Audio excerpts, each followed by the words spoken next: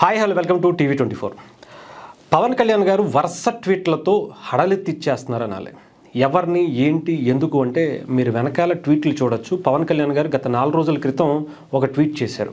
తమిళనాడుకి సంబంధించినటువంటి ఒక టెంపుల్కి సంబంధించినటువంటి ఇష్యూని అక్కడ గవర్నమెంట్ ఏ రకంగా ఆపుతుందో, కొన్ని దశాబ్దాలుగా వస్తున్నటువంటి ఆ ఆచారాన్ని ఇక్కడతో ఆపేయాలి అనేటువంటి కుట్ర చేస్తుందో ఆయన క్లియర్గా వివరిస్తూ చేశారు. అయితే నిన్న సాయంత్రం మళ్ళీ ఇంకొక ట్వీట్తో అదే సారాంశానికి సంబంధించి ఒక వీడియోని ట్యాగ్ చేస్తూ ఆయన గళాన్ని విప్పారు. నిజంగా అంత నిక్కచ్చిగా నిజాయితీగా రాజకీయం చేయాలి అంటే ఒక నిజాయితీ పరుడికి అది సాధ్యమేమో అనిపిస్తుంది.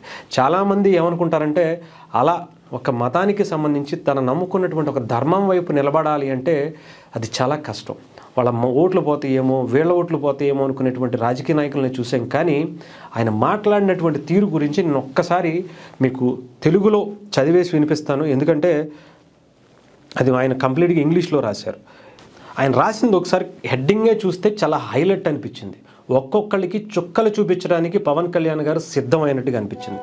కపట సెక్యులరిజం పేరిట న్యాయ వ్యవస్థను బెదిరించటమే అని చెప్పి ఆ వీడియోలో ఉండేటువంటి సారాంశాన్ని ఆయన హెడ్డింగ్ రూపంలో చెప్పారు. శతాబ్దాలుగా కొనసాగుతున్నటువంటి పవిత్రమైన ఆచారాన్ని రద్దు చేస్తూ దేశంలోనే అత్యంత పవిత్ర హిందూ దేవాలయాల్లో ఒకటైన శబరిమల దేవాలయానికి సంబంధించినటువంటి సాంప్రదాయాన్ని మార్చేసిన సుప్రీంకోర్టు రాజ్యాంగ పీఠం తీర్పు ఇచ్చినప్పుడు దేశవ్యాప్తంగా భారీ ఆందోళనలు, నిరసనలు చెలరేగాయి. అప్పటి జడ్జి ఇంపీచ్మెంట్ చర్య తీసుకోలేదు. ఆ తీర్పు మౌలికంగా ఒక ప్రధాన మత ఆచారాన్ని మార్చిన ప్రతిస్పందన మాత్రం కేవలం రివ్యూ పిటిషన్లకు మాత్రమే పరిమితం అయిపోయింది అని చెప్పుకుంటూ ఆయన శబరిమల ఇష్యూని మళ్ళీ లేవనెత్తుతూనే ఇప్పుడు ఏదైతే తమిళనాడుకి సంబంధించినటువంటి ఒక దేవాలయం ఉందో అక్కడ నార్మల్గా మీకు అందరికీ తెలిసే ఉంటుంది, కార్తీక దీపోత్సవం అని చెప్పేసి మనకి అరుణాచలంలో కొండపైన దీపం వెలిగిస్తూ ఉంటారు. అలాంటిది తమిళనాడులో చాలా చోట్ల జరుగుతూ ఉంటాయి. అలాంటిదే ఒక టెంపుల్లో జరుగుతూ ఉంది. కొన్ని వందల సంవత్సరాల నుంచి ఆచారాన్ని వస్తుంటే ఇప్పుడు ఈ సంవత్సరం అది చేయటానికి వీలు లేదు అని చెప్పి, దానికి పర్మిషన్ లేదు అని చెప్పి అక్కడ ఉండేటువంటి గవర్నమెంట్ ఇవ్వటం జరిగింది.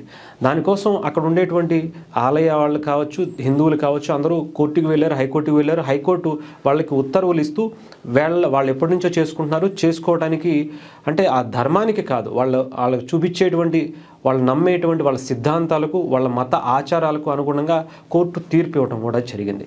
అయితే కోర్టు తీర్పు ఇవ్వటం మాకేంటి అవసరం, మేము దానికి చెయ్యం, కోర్టు ఇస్తే మీరు తీసుకోండి తప్ప మాకైతే దాన్ని వర్తించదు, మేము ఆపాలనుకుంటున్నాం, మేము ఆపేస్తాం, మాకు ఒక మతానికి సంబంధించి ఇంకొక మతం గురించి మాకు ముఖ్యంగా హిందువుల గురించి మాకు అవసరం లేదు, మేము ఆపాలనుకుంటే ఆపేస్తాం అనేటువంటి ధోరణిలో తమిళనాడు ప్రభుత్వం ఉన్నట్టుగానే కనిపించింది. దాని గురించే నిన్న 120 మందికి పైగా ఎంపీలు కాంగ్రెస్ పార్టీతో, అంటే ఇండియా కూటమి అంటారు వాళ్ళని, ఇండియా కూటమిలో ఈవెన్ డిఎంకే ఉంది, అలాగే కాంగ్రెస్ పార్టీ ఉంది. కాంగ్రెస్ పార్టీ నుంచి ప్రియాంక గాంధీ గారు కూడా వెళ్ళారు. ఆ వీడియోలో మీరు చూస్తే కనుక చాలా క్లియర్గా అర్థమవుతుంది. అంతేకాదు అక్కడ అఖిలేష్ యాదవ్ గారు కావచ్చు, ఇంకా చాలామంది కూటమికి సంబంధించినటువంటి నాయకులు కూడా ఉన్నారు. వీళ్ళ సారాంశం ఏంటంటే ఏదైతే ఈ తీర్పు ఇచ్చిందో హైకోర్టులో ఆ జడ్జిని సస్పెండ్ చేయాలి, డిస్మిస్ చేయాలని స్పీకర్ గారికి నోటీస్ ఇచ్చారట 120 మంది ఎంపీలు కలిపి.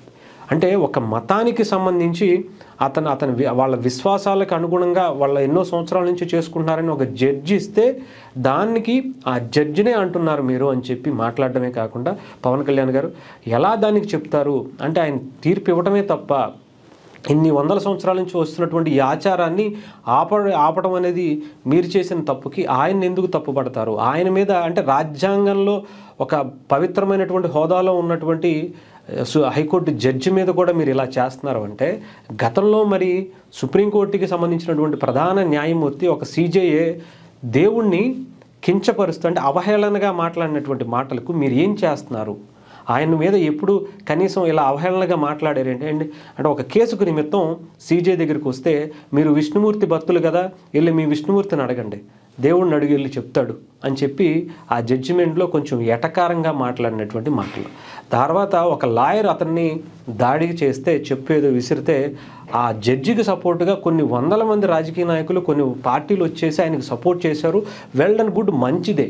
కానీ అప్పుడు అది మంచిదే అయినప్పుడు దాన్ని ఖండించకపోగా అతనికి సపోర్ట్ చేశారు. ఆ లాయర్ చేసింది 100% తప్పే. కాకపోతే మరి ఇక్కడ ఈ న్యాయమూర్తి చేసినటువంటి తప్పేంటి? అది దాంట్లో ఆయన పారదర్శకంగా ఆయన మాటకు విలువిచ్చి అందరూ ఆయనకు సపోర్ట్ చేశారు. మరి ఇక్కడ ఇలాంటి మాట జరిగినప్పుడు ఇతనికి ఎందుకని సపోర్ట్ చేయకుండా అతన్ని డిస్మిస్ చేయాలను, ఇంకొకటి చేయాలను, అతని మీద చర్యలు తీసుకోవాలను ఒక ప్రభుత్వమే కక్షగట్టి చేస్తుంది అనేటువంటిది పవన్ కళ్యాణ్ గారి సారాంశం అనమాట. అంటే ఎటుపోతుంది ఈ సమాజం, ఏం చేస్తున్నారు, ఏం చేయదలుచుకున్నారు సనాతన ధర్మాన్ని, హిందుత్వాన్ని? అంటే ఎక్కడా కూడా తమిళనాడు అంటే టెంపుల్ సిటీస్గా చాలామంది చెప్తారు. ఎక్కువ టెంపుల్స్ అక్కడే ఉంటాయి. పురాతనమైనటువంటి ఆలయాలు కూడా ఎన్నో అక్కడ ఉన్నాయి. అంటే ఏదో ఒక కుట్రపూరితంగానే కాంగ్రెస్ గవర్నమెంట్, ఇండియా కూటమి, డిఎంకే కక్షపూరిత ధోరణిలోనే ఈ చర్యలు తీసుకుంటుందేమో, హిందువుల ఆచారాలని మంటగలిపేయాలనేటువంటి కుట్ర చేస్తుందేమో. అందుకే నేను ఒక సనాతన ధర్మ పరిరక్షణ బోర్డు కావాలనుకుంటున్నానని చెప్పి పవన్ కళ్యాణ్ గారు తెలుగులో మెన్షన్ చేసినటువంటి అంశం. ఈ సనాతన ధర్మ పరిరక్షణ బోర్డు అనేది ఇతర మతాలను కించపరచడం కానీ, ఇతర మతాల గురించి ఎక్కడ తప్పుపట్టడం కానీ, ఇతర మతాలను ఎక్కడ ఇబ్బంది పెట్టడం కానీ జరగకుండా మా మతాన్ని గౌరవించుకుంటూ మా మతం యొక్క గొప్పతనాన్ని మేము ముందుకు తీసుకువెళ్ళాలనేటువంటి ఆలోచనలో మేము పెట్టేది అని చెప్పారు. మొన్న మీరు ఉడిపికి సంబంధించినటువంటి పీఠంలోకి వెళ్ళినప్పుడు కూడా నా మతం చెప్పింది, నా మతం నాకు ఇచ్చినటువంటి ఒక గొప్ప సందేశం ఏంటంటే, నా మతాన్ని నేను పూజించుకుంటూ మిగతా మతాల్ని కూడా నన్ను గౌరవించమందే తప్ప ఎక్కడా కూడా ఇతర మతాల్ని కించపరచమని నా మత గ్రంథాలు ఏదీ కూడా నాకు చెప్పలేదు అని చాలా స్పష్టంగా పవన్ కళ్యాణ్ గారు చెప్పారు. అంటే చాలామంది రాజకీయ నాయకులు ఏమనుకుంటారంటే, ఒకళ్ళు హిందూకి లేదా ముస్లిమ్స్కి, కొంతమంది క్రిస్టియన్స్కి సపోర్ట్ చేసుకుంటూ ఉంటారు. బట్ ధర్మం వైపు నిలబడేటువంటి ఏకైక నాయకుడు పవన్ కళ్యాణ్ గారేమో అనిపించింది. ఈరోజు తమిళనాడులో జరుగుతున్నటువంటి అనేక ఘటనలు, అనేక ఇబ్బందులు, మురుగన్ దేవాలయాలకు సంబంధించి లేదా ఇంకొక దాని గురించి ఎందుకని పవన్ కళ్యాణ్ గారిని పర్టికులర్గా మన ఉడిపి కావచ్చు ఇంకో చోటికి పిలిచారు అంటే, ఆయన ఒక నికాసైన నిజాయితీ గల వ్యక్తి కాబట్టి, ధర్మం కోసం చాలా బలంగా నిలబడి యుద్ధం చేయగలిగాడు కాబట్టి. కర్ణాటక ప్రజలైనా, రేపొద్దున ఇంకొక చోటకి ఎక్కడికి పిలిచినా, తమిళనాడు వెళ్ళినా ఎందుకని ఆయన పిలుస్తున్నారు అంటే, ఆయనలో ఒక నిజాయితీ వాళ్ళకి కనిపిస్తుంది.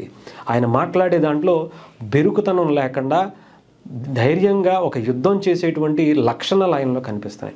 ఒక అభినవ శ్రీకృష్ణదేవరాయలుగా ఆయన్ని చూడగలిగారు అంటే, ఇక్కడ ఉండేటువంటి రాజకీయాల గురించి వాళ్ళు మాట్లాడలా, ఆయనలో ఉండేటువంటి ఉద్దేశాలు, సిద్ధాంతాల గురించే వాళ్ళు మాట్లాడుకుంటూ వచ్చారు. సో అలాంటి ట్వీట్లు వరుసగా చేసుకుంటూ వస్తున్నారు. డెఫినెట్గా సనాతన ధర్మ పరిరక్షణ బోర్డు అనేది ఏర్పాటు చేసేంత వరకు పవన్ కళ్యాణ్ గారు డెఫినెట్గా ఊరుకునేటట్టయితే లేరు. అంతేకాదు, ఇది ఎవరికి వ్యతిరేకం కాదు. ముస్లిమ్స్కి వక్ఫ్ బోర్డు ఎలా ఉన్నాయో, క్రిస్టియన్స్కి మిషనరీస్ ఎలా ఉన్నాయో, హిందువులకి హిందూ దేశంలో అంటే భద్రత కరువైపోయింది.